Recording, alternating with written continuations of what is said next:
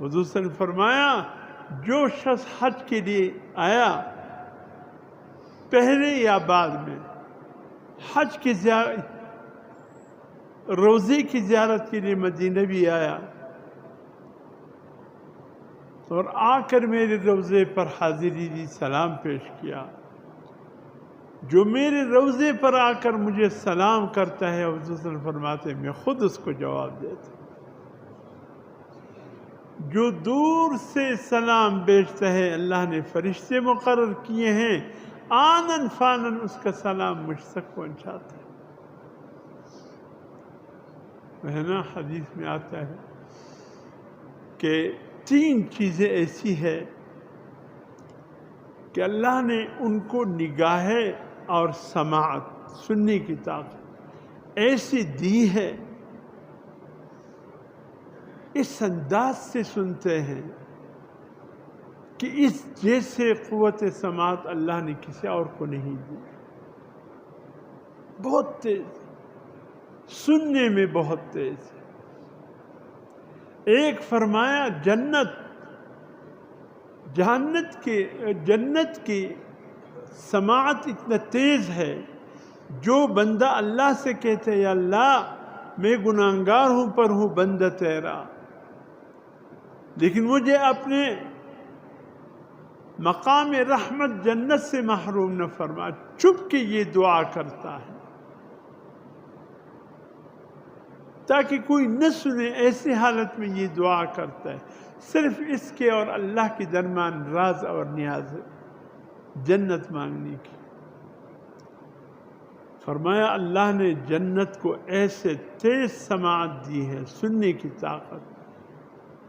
کہ جنت اس بندے کی یہ الفاظ سن لیتے ہیں، پھر جنت اللہ سے کہتے ہیں یا اللہ مجھے تو بنایا ہے تو نے کسی کو دینے کے لیے، یہ شخص تجھ سے مجھے مانگ رہا ہے، یا اللہ میرے نصیب میں بھی یہ شخص لکھ دے کہ اس کا ٹھکانہ جنت بن جائے، پھر جنت اس کے طالب بن جاتا ہے۔ اور دوسرا فرمایا جہنم، کوئی اللہ سے جہنم سے اللہم اجرنی من النار کہتا ہے، فرمایا جو فجر کی نماز کے بعد، مغرب کی نماز کے بعد 7 مرتبہ یہ کلمات کہے، اللہم اجرنی من النار، اے اللہ میری حفاظت فرما جہنم سے، یقیناً اللہ پاک اس کو جہنم سے محفوظ کرے۔